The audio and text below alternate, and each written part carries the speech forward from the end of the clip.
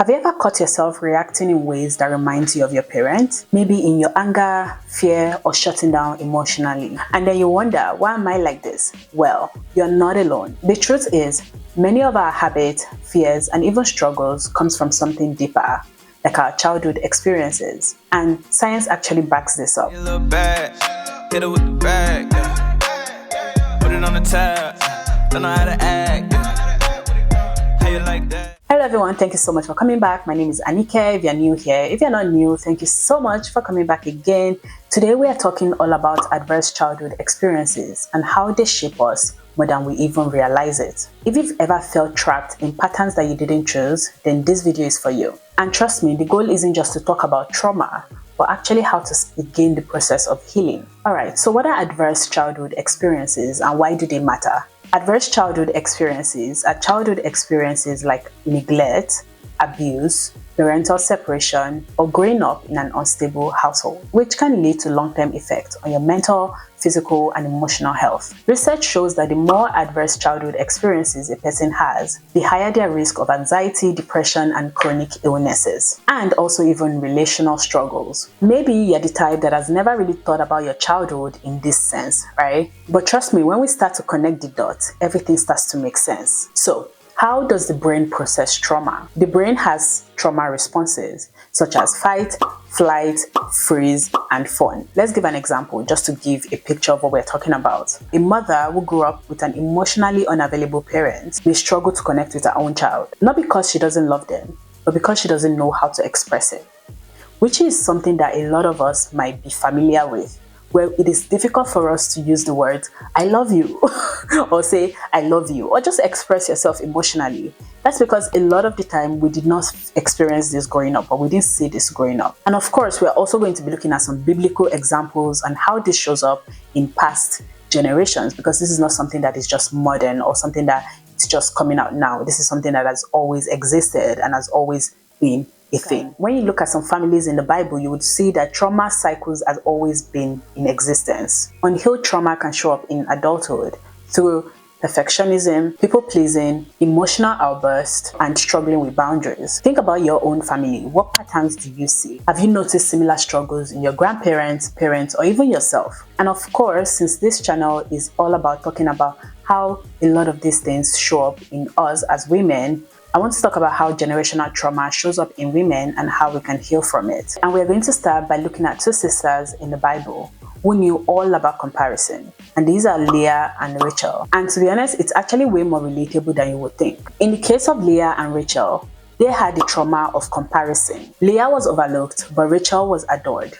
However, they still both struggled with insecurity. Leah sought validation through her children, while Rachel, on the other hand, sought it through Jacob's love for her. If we try to draw a parallel from back then to now, you would see that social media is a tool that often perpetuates comparison. There's also sibling rivalry. There's also that competitive culture in our workplace, in school. There's always something that you are trying to beat someone else for, right? Or you're trying to seek validation over the other person. In one way or the other, we are all searching for validation. We can see from the story of Leah and Rachel how there was a biblical breakthrough.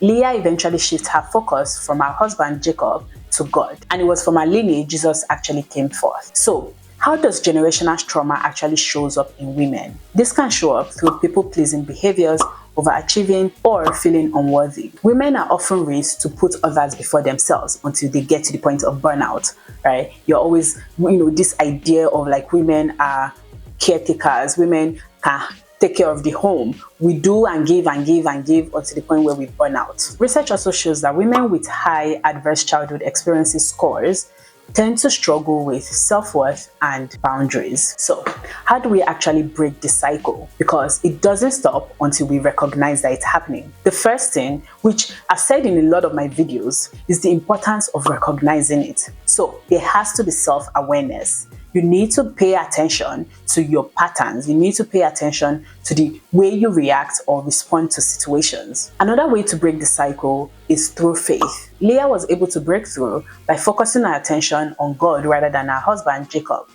And you can also do the same. Instead of looking for validation around you, put your focus to God. The way Leah has God is the way you also have God.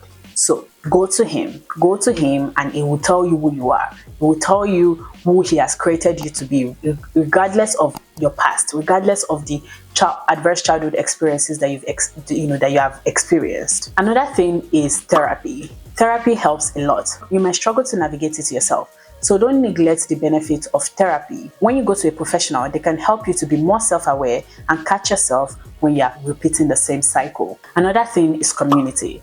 When you're surrounded with people that you love and that loves you, they are able to correct you with love, correct you in kindness, right? And that way it also helps you to grow and break these cycles of generational trauma. So just to encourage you, you don't have to carry what was passed down to you. You are not bound to the struggles of your mother, your grandmother, or those that came before them. And the good news is that healing is possible.